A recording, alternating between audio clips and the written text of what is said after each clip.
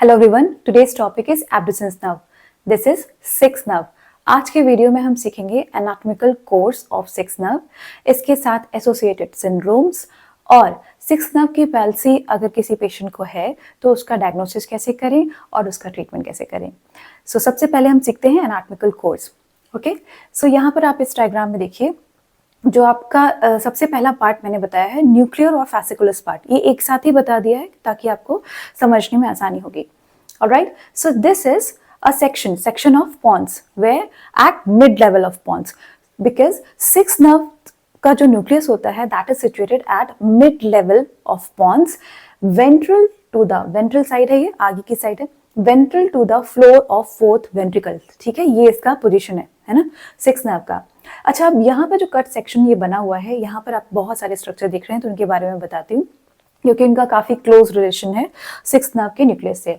तो सबसे पहले तो हम देखते हैं यहाँ पर एक छोटा सा बना हुआ है, वो है सेवेंथ नर्व का न्यूक्लियस, है ना। अब यहाँ से सेवेंथ नर्व जब निकलती है ना तो वो लूप करती है अराउंड द सिक्स नर्व के न्यूक्लियस को। ठीक है, इस तरीके से लूप बनाती है। तो जब लीजन होगा तो अक्सर सिक्स और सेवेंथ नर्व का न्यूक्लियर लीजन एक साथ देखने को मिलता है ना। अब देखो, और मैंने क्या बनाया हुआ है यहाँ पे, पीपीआरएफ एक चीज लिखी हुई है।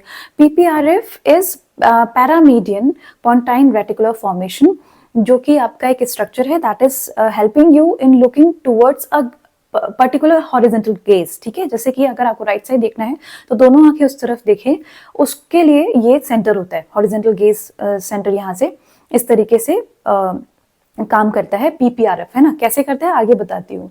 इसके साथ ही काम करता है आपका एमएलएफ जो लिखा है that is medial longitudinal fasciculus.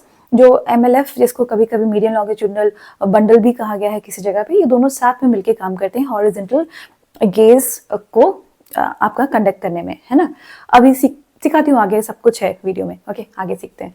और आपके पास यहाँ पर एक स्ट्रक्चर मैंने क्या बनाया हुआ है, दिस इज जो ब्राउनिश स्ट्रक्चर है दैट इज कॉर्टिकोस्पाइनल ट्रैक्ट, है ना। तो अब ये बनाने का मतलब क्या है, क्योंकि यहाँ इस लेवल पर पॉन्स के सिंड्रोम्स आपसे पूछे जाते हैं कि अगर कुछ जैसे सिक्स नर्व की पैल्सी है और उसमें एसोसिएटेड आपके क्वेश्चंस में लिखे रहते हैं कि ये फीचर्स आपके पेशेंट में मिले हैं, तो बताइए ये कौन सा सिंड्रोम हो सकता है। इस तरीके से कुछ क्वेश्चंस आए हुए हैं। तो इसमें सबसे पहले दो मैं आपको बताती हूँ यहाँ पर इंपॉर्टेंट है। एक तो आपका फोवाइल सिंड्रोम है, दूसरा है मिलार्ड गुबलर सिंड्रोम। ठीक है, दोनों काफी सिमिलर हैं, थोड़ा सा डिफरेंस है, बताती हूँ क्या।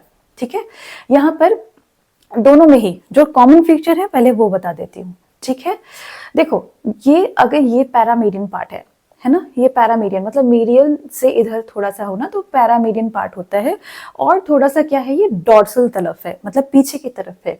ये जो मैंने रेडिश एरिया से ऐसे डॉटेड लाइंस बनाई हुई हैं, ये फोवाइल सिंड्रोम को बता रही हैं। फोवाइल सिंड्रोम को बता रही हैं ये।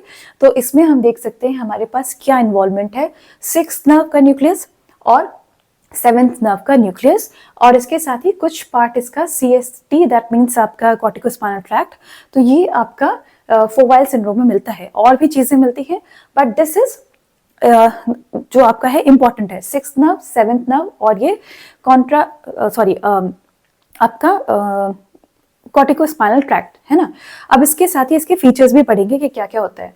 यहाँ पर फोवाइल सिंड्रोम का अभी इतना जो पार्ट है, ये दिस इज पैरामीडियन, और ये डॉर्सल तरफ होता है ना। फोवाइल जो आपका सिंड्रोम होता है वो स्किन इंफाक्ट या ट्यूमर्स या किसी भी वैस्कुलर डिजीज की वजह से होता है। इसमें आपका इन्वॉल्वमेंट ये तीन स्ट्रक्चर तो हुए, इसके साथ ही होता है पीपीआरएफ का इन्वॉल्वमेंट। अगर ज्यादा स्प्रेड हुआ तो आपका एमएलएफ, है ना, वो भी इन्वॉल्व हो जाएगा, और ज्यादा स्प्रेड हुआ अगर तो spinal tract of fifth nerve वो भी इन्वॉल्व होता है, और सिंपैथेटिक फाइबर्स भी इन्वॉल्व हो जाते हैं जो सी कट सेक्शंस पे दिख रहे होते हैं। फोवाइल सिंड्रोम थोड़ा सा एलैबोरेटेड पढ़ना जरूरी है, क्योंकि कभी कभी पूछा है, और इसके इंपॉर्टेंस क्या है कि इसका फोवाइल syndrome versus Maillard Gubler syndrome पूछा गया है। तो अभी ये थोड़ा सा फोवाइल सिंड्रोम के बारे में पता चला कि स्ट्रक्चर क्या है। अभी सिम्टम्स साइंस और सिम्टम्स बताती हूँ क्या होता है इसमें। उससे पहले ये देखो, ये जो एक एरिया मैंने ब्लू डॉटेड लाइन से बताया गया है, this is Millard Gubler syndrome. Millard Gubler syndrome जो होता है that is situated more ventrally, आगे की तरफ सिचुएटेड है। इसमें जो होता है सिर्फ तीन स्ट्रक्चर ही इन्वॉल्व है, सिक्स नर्व, सेवेंथ नर्व और आपका ये कॉर्टिकोस्पाइनल ट्रैक्ट। ठीक है। तो मिलार्ड गुबलर सिंड्रोम जो होता है वो ये 3 स्ट्रक्चर्स को इन्वॉल्व कर रहा होता है। और इसमें क्या होता है, ये डिफरेंस क्या है फोवाइल सिंड्रोम से, कि ये मोर वेंट्रली आगे की तरफ सिचुएटेड है। तो मिलार्ड गुबलर सिंड्रोम में क्या सिम्टम आएंगे, आप साइंस एंड सिम्टम आएंगे, आपकी 6th नर्व की पैरालिसिस हो जाएगी, ठीक है, और आपकी 7th नर्व चले जाएगी, है ना, 7th नर्व फेशियल आपका जो पालसी है, फेशियल नर्व की पालसी हो जाएगी, और आपका क्या होगा, ये कॉर्टिकोस्पाइनल ट्रैक्ट का डैमेज होगा, इसीलिए कॉन्ट्रालैटरल हेमीपैरेसिस हो जाएगी। This is Millard Gubler syndrome. इसमें 3 फीचर होते हैं, इसको मैंने पहले बताया क्योंकि फोवाइल सिंड्रोम से इसको डिस्टिंग्विश किया जा सकता है इजिली। कैसे, देखो, अब ये तो पता होगा मिलार्ड गुबलर सिंड्रोम ऐसा होता है, कभी कभी इसका निमोनिक भी कहीं कहीं लिखा गया है कि मिलार्ड जो है उसमें आपके 7 लेटर्स हैं, तो 7th नर्व इन्वॉल्व होती है, गुबलर में आपके 6 लेटर्स हैं तो आपके 6th नर्व इन्वॉल्व होती है, तो 7 and 6 मिलार्ड गुबलर सिंड्रोम में होता है। और एक पार्ट अगर आपको याद रहे, तो अगर ये वेंट्रल पार्ट अगर कहीं से याद आ गया एग्जाम में, तो फिर आपका हो जाएगा कि कॉर्टिकोस्पाइनल ट्रैक्ट इन्वॉल्व होता है, से कॉन्ट्रालैटरल हेमीपैरेसिस होती है। This is Millard Gubler syndrome. वापस आते हैं हम फोवाइल सिंड्रोम पे। फोवाइल सिंड्रोम में भी देखो सेम ऐसे ही 6th नर्व इन्वॉल्व है, 7th नर्व का न्यूक्लियस इन्वॉल्व है, और कॉर्टिकोस्पाइनल ट्रैक्ट भी इन्वॉल्व है।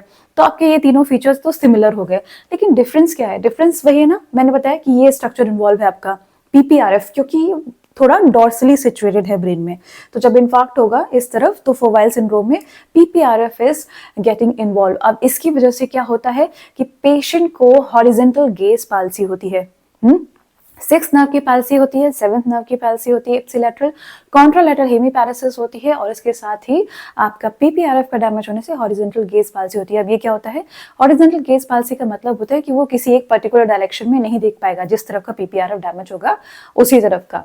तो वो क्यों है ना, क्यों, आओ देखते हैं। यहाँ पर ये बनाया है मैंने एक चीज, ये काफी इंपॉर्टेंट कनेक्शंस जो है ना ये बने हुए हैं, इसके बारे में थोड़ा सा समझना थोड़ा सा डिफिकल्ट आएगा, but once you understand it you will find it lot more easier to solve the questions, ठीक है।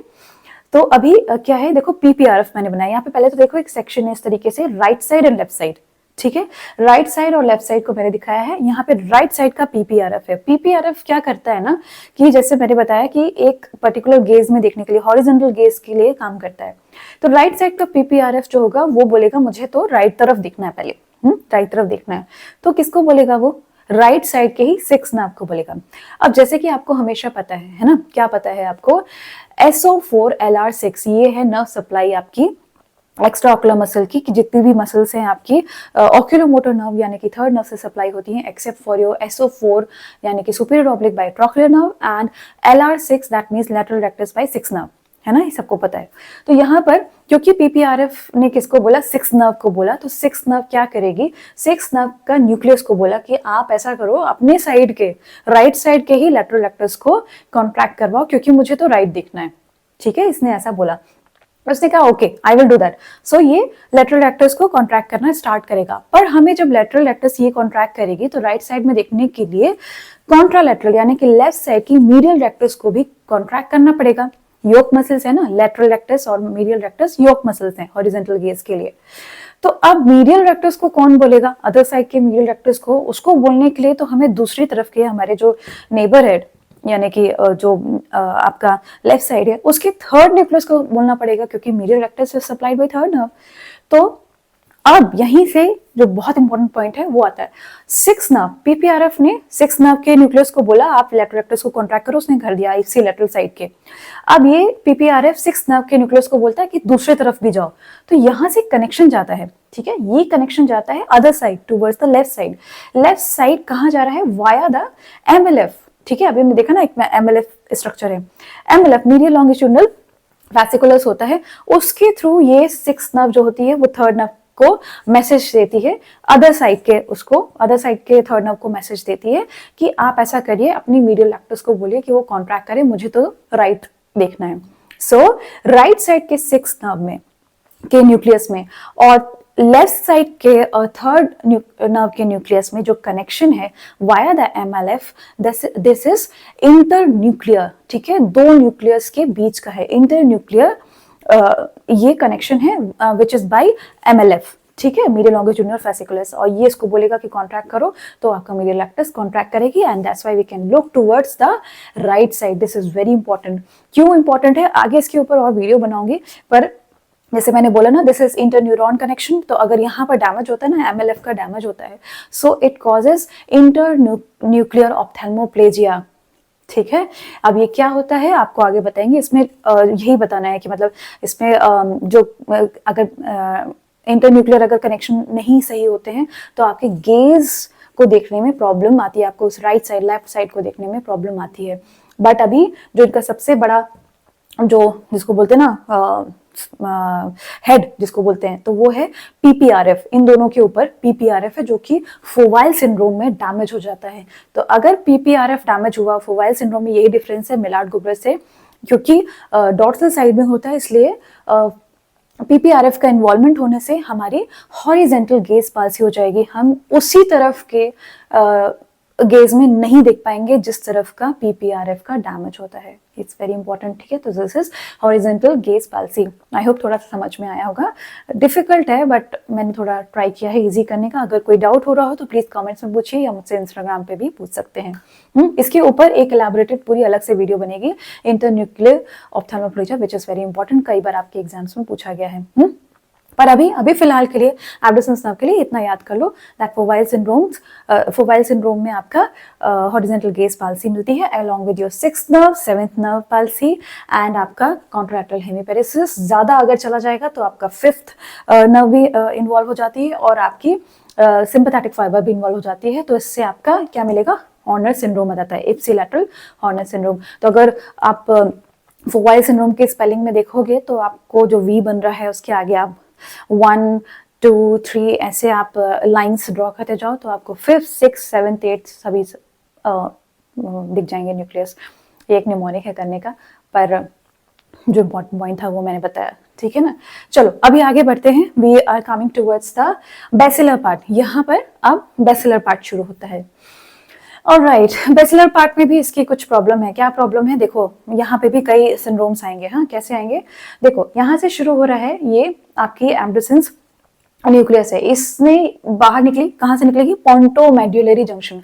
आप स्क्रीन पे देख रहे होंगे कि पॉन्स और मेडुला का जो जंक्शन होता है उसके बीच से निकल रही होती है। This is pontomedullary junction. और जैसे ही निकलेगी उसको सामने एक बोन दिखती है ना, सामने एक बोन दिखती है, दैट इज क्लिवस। अब क्लिवस क्या है, अब अगर आपको आपके एनाटॉमी से याद होगा तो उसमें स्ट्रक्चर होता है, बेस ऑफ स्कल को देखेंगे तो clivus is the bone which is made of basiocciput and बेसी स्फेनॉइड, है ना। स्क्रीन पे देखिए आपके एक डायग्राम आ रहा है, उसमें क्लिवस मैंने डिस्क्राइब की हुई है। ठीक है, इसका एक्सटेंड कहाँ है, from the dorsum sellae to the foramen magnum, पूरा वहां से। तो एकदम ऐसे इस तरीके की बोन हो गई है ना।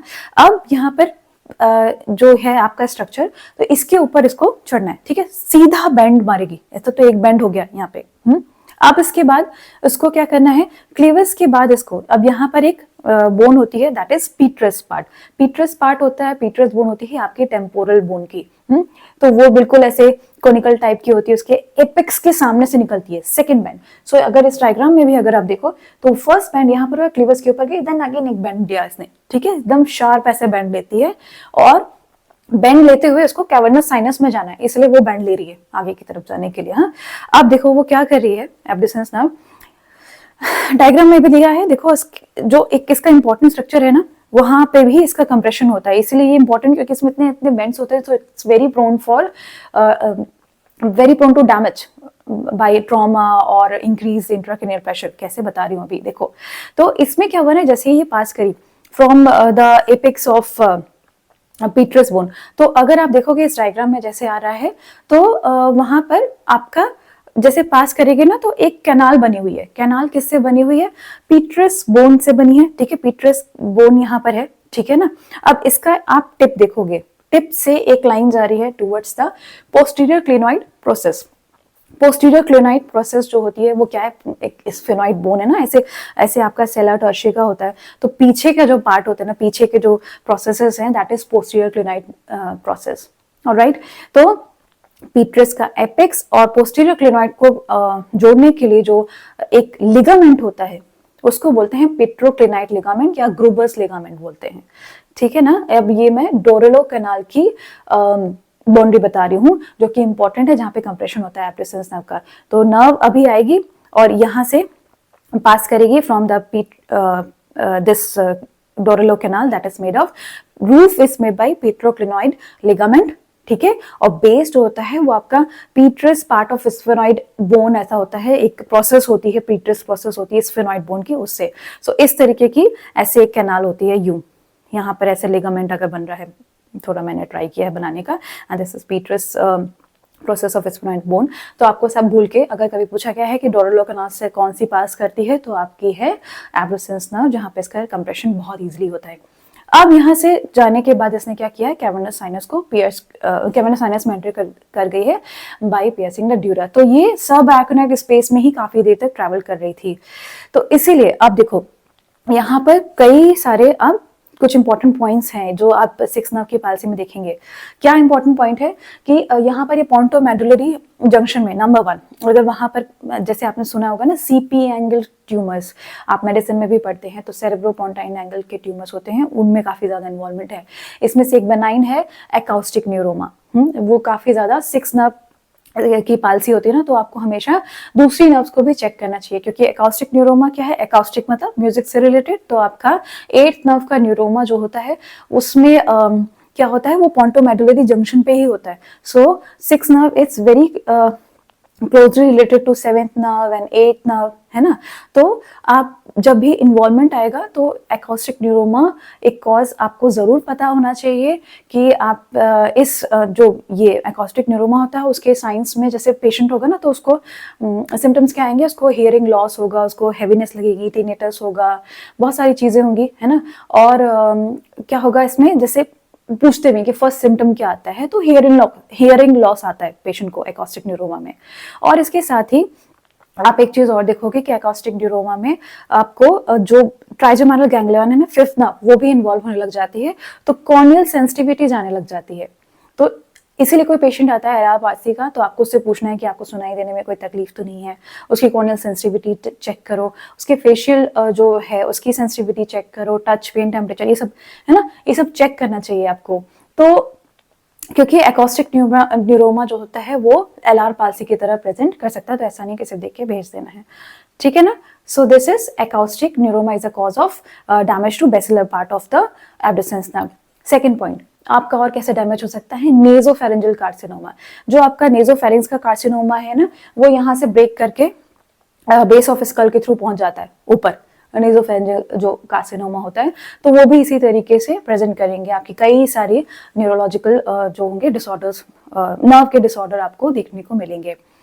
और इसमें क्या हो सकता है कि अगर हेड ट्रॉमा हुआ है, जैसे बेसल स्कल फ्रैक्चर होता है, जैसे आपका बेस ऑफ स्कल जैसे मैंने बताया ना, वहीं से फ्रैक्चर हो गया, तो कई बार आपने देखा होगा जो रोड ट्रैफिक एक्सीडेंट होते हैं उनमें पेशेंट जो आता है उसमें भी मिलता है कभी कभी एलआर पालसी, यानी कि lateral rectus palsy, six nerve palsy.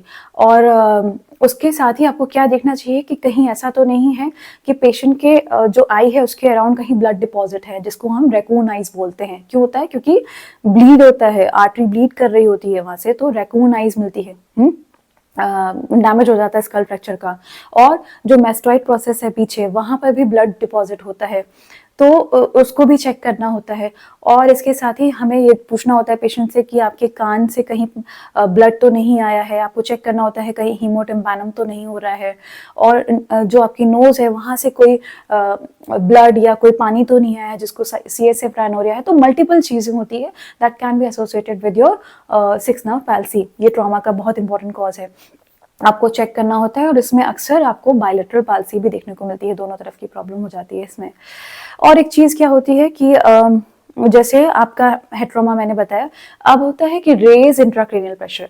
Raise intracranial pressure मतलब प्रेशर बढ़ा किसी भी, ये इंपॉर्टेंट पॉइंट है कि प्रेशर बढ़ा, कोई स्पेस ऑक्यूपाइंग लीजन है उसने कंप्रेस किया होगा, या फिर आपका प्रेशर बढ़ा है ब्रेन का, और उसने क्या किया, प्रेशर बढ़ने से हर्निएट हुआ, और एब्ड्यूसेंस नर्व, क्योंकि मैंने बताया ना बहुत ही पतली सी डोरेलो कैनाल से जा रही होती है ओवर द पीटरस एपेक्स, तो वहां कंप्रेस हो जाती है।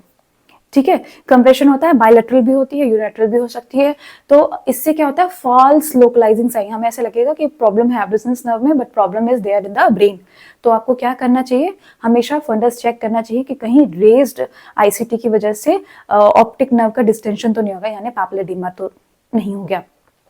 ठीक है ना, थोड़ा थोड़ा समझ में आ रहा है, मुझे लगता है थोड़ा फास्ट बोल रही हूँ क्योंकि बहुत लंबा वीडियो होता है तो आप लोग थक जाते हो, पर मुझे लगता है you are very attentive for this, I hope till now.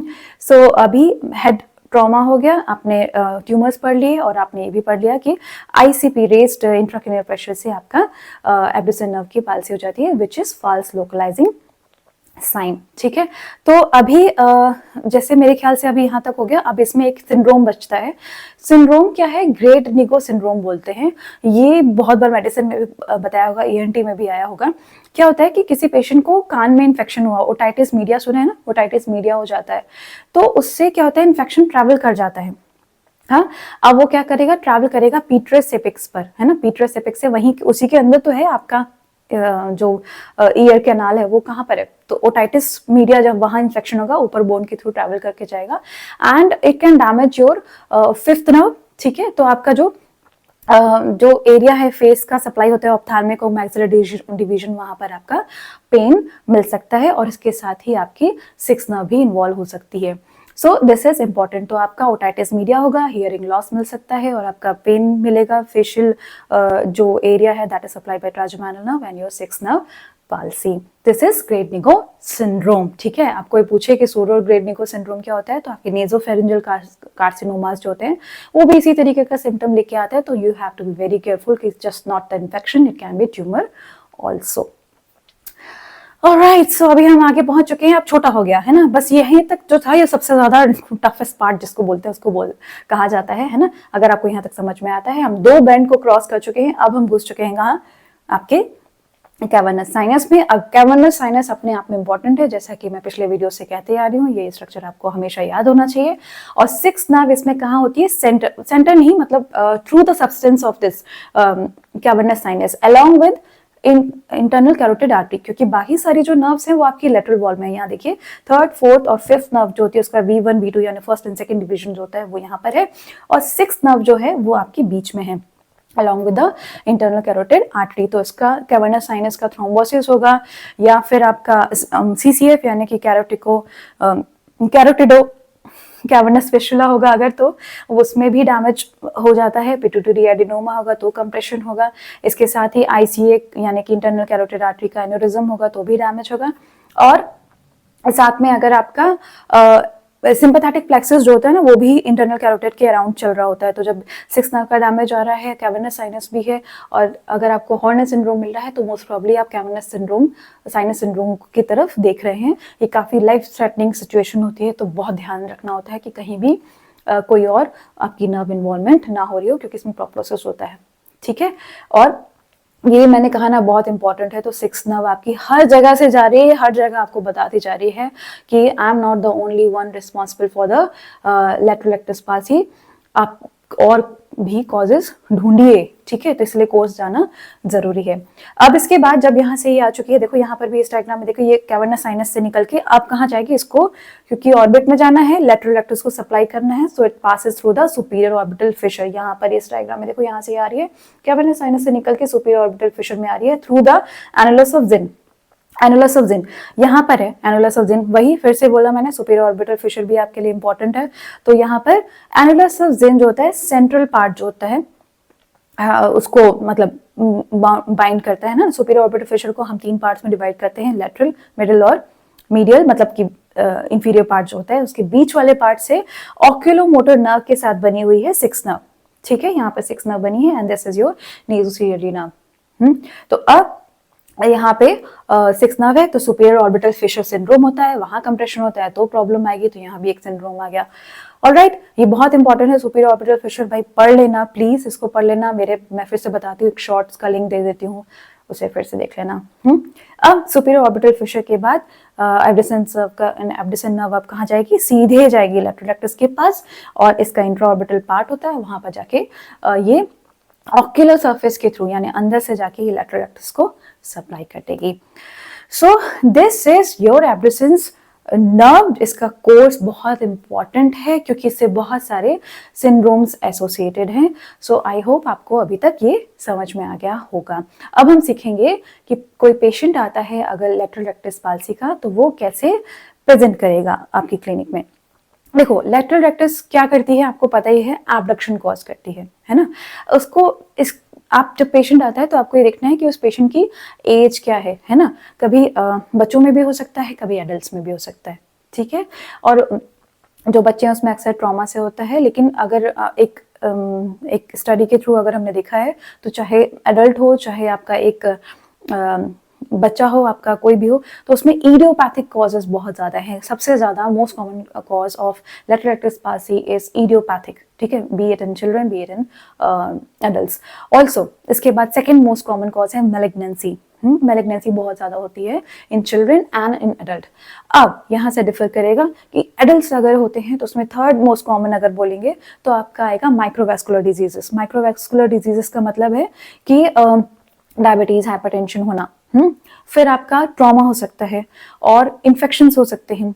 इसके साथ ही जॉइंट सेल आर्थराइटिस या फिर मल्टीपल स्क्लेरोसिस, ये भी आपके लेटरल रेक्टस पाल्सी के थ्रू की तरह प्रेजेंट कर सकते हैं। तो पेशेंट आपका कैसे आएगा, उसका एब्डक्शन लिमिटेड होगा, उसको तो एब्डक्शन लिमिटेड होगा तो डिप्लोपिया की कंप्लेन करेगा in the direction of action of muscle, ठीक है। तो अगर राइट साइड की लेटरल रेक्टस पाल्सी है तो वो बोलेगा मैम मुझे तो राइट तरफ देखने में डिप्लोपिया हो रहा है। इसके साथ अगर बहुत ज्यादा मतलब लेटरल रेक्टस की पाल्सी है तो पेशेंट थोड़ा सा ईजोट्रोपिया में भी दिख सकता है कि अंदर की तरफ घूमी हुई आई हो सकती है उसकी पेशेंट की। और इसके बाद आपका जो पेशेंट होगा ना, उसको क्योंकि राइट साइड में प्रॉब्लम हो रही है देखने में, तो वो क्या करेगा, जानबूझ के उस तरफ नहीं देखने का कोशिश करेगा, है ना। तो क्या करेगा, अपने फेस को, जिस तरह के पैरालिसिस है, एब्डक्शन को अवॉइड करने के लिए वो अपने फेस को ऐसे टर्न कर देगा। सो अगर राइट तरफ की मेरी लेटरल रेक्टस पैरालाइज है ना, तो मैं क्या करूंगी, उसको एडक्टेड पोजीशन में रखूंगी, मतलब ऐसे रखूंगी अपनी आंख को, ऐसे यूं सीधा। तो face turn towards the right side होता है, that is important. Same side की तरफ वो अपना फेस टर्न करके रखता है एक जो पेशेंट जिसको लेटरल रेक्टस की पाल्सी होती है। तो और अब हम देखेंगे कि मतलब अब इसमें और आप डायग्नोसिस कैसे बना सकते हो। जैसे कि मैंने कहा कि अगर कोई पेशेंट है आपका, तो उसको आपको बहुत सारे लैब इन्वेस्टिगेशन है आपके स्क्रीन पे आ रहे होंगे, ये सारे लैब इन्वेस्टिगेशन आपको करने होते हैं। और मतलब आप पहले तो ये भी देखिए कि कोई और एग्जामिनेशन में आपको कोई फाइंडिंग्स दिख रही है, उसकी हिस्ट्री प्रॉपर लीजिए, तब आप ये सारे इन्वेस्टिगेशन ऑर्डर कर सकते हैं। पर आपको जो MRI कराना है इसका, वो कैसे कराना है, जो इमेजिंग करानी है वो कब करानी है, कि अगर कोई पेशेंट है वो 50 ईयर्स से कम एज ग्रुप का है, ठीक है ना, तब आपको करानी है। अगर आपका पेशेंट ऐसा है जिसको ट्रॉमा की हिस्ट्री है, या फिर उसको किसी कैंसर की हिस्ट्री है, ठीक है, तब भी आपको कराना है। अगर बायलैटरल आपको ऐसा लग रहा है कि बायलैटरल कुछ प्रॉब्लम हो गई है, बायलैटरल लेटरल रेक्टस जो है वो आपकी प्रॉब्लम कर रही है, या फिर ऐसा हो गया है कि आपने फंडस देखा, आपने उसके में देखा कि इसका प्रेशर पैपुलर एडीमा दिख रहा है, डिस्क एडीमा दिख रहा है आपको, तो आपको उसका इमेजिंग ज़रूर करानी चाहिए। या फिर और कोई एसोसिएटेड फीचर्स हैं जैसे कि न्यूरोलॉजिकल और सारे सिम्टम्स दिख रहे हैं कि कई और भी नर्व्स इन्वॉल्व हो रही हैं, तो आपको तुरंत दौड़ना है भाई कि इसके ब्रेन में कुछ प्रॉब्लम हो रही है। इसके अलावा अगर लेटरल रेक्टस पाल्सी होती है ना, तो हम 3 मंथ्स तक का वेट कर सकते हैं।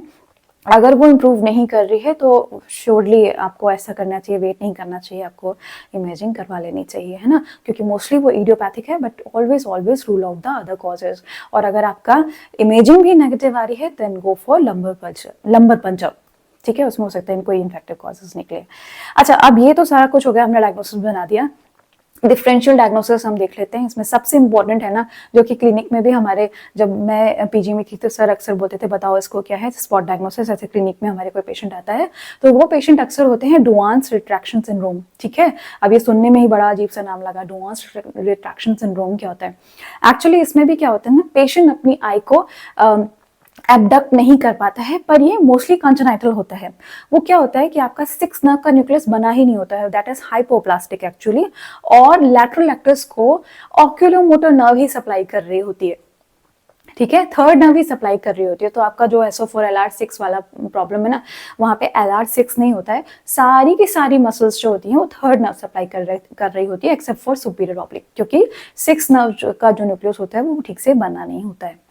तो इसमें डुआंस रिट्रैक्शन सिंड्रोम भी अपने आप में अलग एक टॉपिक है, लेकिन अभी इसमें आप याद कर लीजिए कि टाइप 1 जो होता है इसका, टाइप 1 जिसमें एब्डक्शन लिमिटेड होता है, ठीक है, वो आपका डिफरेंशियल डायग्नोसिस में आता है। तो कभी भी क्लिनिक में आए ना तो ऐसे देखा कि अरे ये तो इधर उधर मतलब हम जब एक्स्ट्राओकुलर मूवमेंट कराते हैं तो एब्डक्शन नहीं कर पा रहा, तो एकदम से उसका डायग्नोसिस एलआर पाल्सी मत बोल देना, पहले देखो उसका कैसा है और डिफरेंशियल कैसे बनाओगे।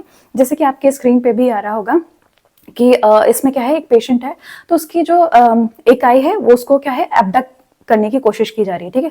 सो एब्डक्शन में क्या होगा, उसकी आई एब्डक्ट नहीं कर पाएगी, this is the left eye and it can not abduct, ठीक है, यहाँ पर है सामने, और इसकी लेफ्ट आई को एब्डक्ट नहीं कर पाए तो यहीं पर रुके, but this right I is going inside, ठीक है, ऐसा हो रहा है। अब क्या हो रहा है कि जब एब्डक्शन नहीं हो रहा है, एब्डक्शन नहीं हो रहा है तो क्या होगा, आपको लगेगा कि एलआर पाल्सी है, लेकिन वेट, अब now ask the patient to look towards the right side. तो राइट साइड जब देखेगा, ऐसे राइट साइड देखेगा, एडक्शन तो होगा, इस आंख का एडक्शन तो होगा, लेकिन इसके साथ ही क्या होगा, आई बॉल यानी जो आपका ये एपरेचर है वो छोटा हो जाएगा, ग्लोब का रिट्रैक्शन हो जाएगा। क्यों हो जाएगा, क्योंकि मीडियल रेक्टस, इस आंख की मीडियल रेक्टस भी कॉन्ट्रैक्ट करेगी और लैटरल रेक्टस भी कॉन्ट्रैक्ट करेगी, क्योंकि दोनों को एक साथ फायरिंग जाएगी वहां पर। सो इसीलिए क्या होता है, आपका ग्लोब होता है वो अंदर रिट्रैक्ट हो जाता है, ठीक है। जब आप देखेंगे इस पेशेंट को, तो आपको जब भी कोई पेशेंट आए तो अगर ऐसा लगे कि वो उस पेशेंट का एब्डक्शन नहीं हो रहा है एक पर्टिकुलर गेज में, तो उसको बोलो दूसरी तरफ भी देख के दिखाओ, है ना, दूसरी तरफ भी देखो। अगर वो दूसरी तरफ दिखता है और उसकी वही वाली आई बॉल छोटी हो जाती है, so most probably you are looking at Duane's retraction type 1। ये इंपॉर्टेंट है आपके लिए और अक्सर आपसे क्लिनिक्स में पूछा जाता है। और ये जनरली इसमें डिप्लोपिया की कंप्लेन नहीं करते हैं पेशेंट, और इसमें और भी बहुत सारे फीचर्स हैं, बट अभी आप इतना याद कर लीजिए कि डुआंस टाइप 1 जो होता है वो इसका काफ़ी अच्छा डायग्नोसिस, डिफरेंशियल डायग्नोसिस है। और इसके अलावा थायराइड आई डिजीज हो सकती है, और जिसमें आपकी मसल्स की पैरालिसिस होने लगती है, और स्पाज्म ऑफ नियर रिफ्लेक्स, जैसे कि नियर देखने में प्रॉब्लम होती है, तो भी आपका एक ये डायग्नोसिस बन सकता है। तो बहुत सारे और भी हैं, बट अभी ये इंपॉर्टेंट आप अभी याद रख लीजिए। अब इसके बाद हम चलते हैं कि हम इसे ट्रीट कैसे करेंगे। ट्रीटमेंट में देखो ऐसा है कि पेशेंट अगर माइल्ड है, उसको माइल्ड प्रॉब्लम है, डिप्लोपिया इतना है पर बहुत ज़्यादा रिस्ट्रिक्शन नहीं है, तो आप क्या करते हैं कि जो ये आई ग्लासेस है ना, उसको ग्लासेस पहनाइए, उसके ऊपर उसको सेमी ट्रांसपेरेंट कर दीजिए। कैसे, या तो आप उसके ऊपर एक टेप लगा दीजिए, है ट्रांसपेरेंट टेप आता है वो लगा दीजिए, जिससे उसको क्या होगा, या फिर वैक्स कोट कर दीजिए। इससे क्या होगा ना कि सेमी ट्रांसपेरेंट रहेगा, तो जब वो चलेगा तो उसको दिखेगा भी और नहीं भी दिखेगा, क्योंकि ब्रेन को सिग्नल आ तो रहे हैं कि दिख रहा है, बट क्योंकि एग्जैक्ट बहुत क्लियर इमेजेस नहीं बनेगी तो डिप्लोपिया उसको नहीं होगा, है ना। तो वैक्स कोटेड ग्लासेस हम यूज कर सकते हैं, जिनमें हमें लगता है कि हाँ कुछ दिनों में इंप्रूवमेंट आ जाएगा, ठीक। माइल्ड पाल्सी के लिए ऐसा करते हैं।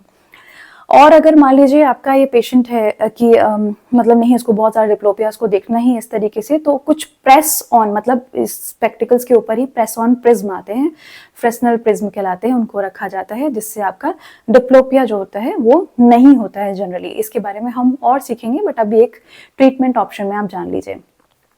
अब अगर मान लीजिए इसको नहीं हो रहा है, इसको नहीं डिप्लोपिया उसको सहन करना है, तो वो बोलेगा नहीं तो डॉक्टर साहब मेरी तो आप सर्जरी कर दीजिए।